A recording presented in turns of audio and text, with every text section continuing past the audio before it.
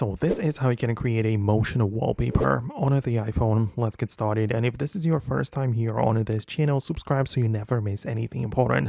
Now, of course, the motion wallpaper is captured in your gallery, or it's like, you might have a photo downloaded from the internet, but the point is that it is supposed to be the live photo. So when you are capturing images, make sure that the photo is not like regular, but that it's live, meaning that it captures the a couple of frames before and after you press the shutter button.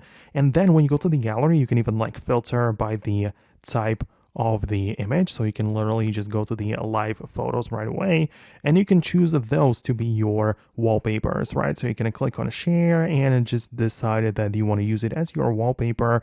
But the point is that there's going to be a little icon which appears right there, and in here you as well need to allow the live photo to be like activated. So it very much just depends on the shot and how much movement is in it there.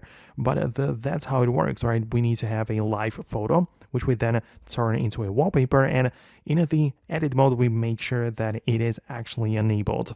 And if you do that, the photo should move, and it should be like a little bit of a motion wallpaper or kind of that kind of thing, on your lock screen. So it should move slightly.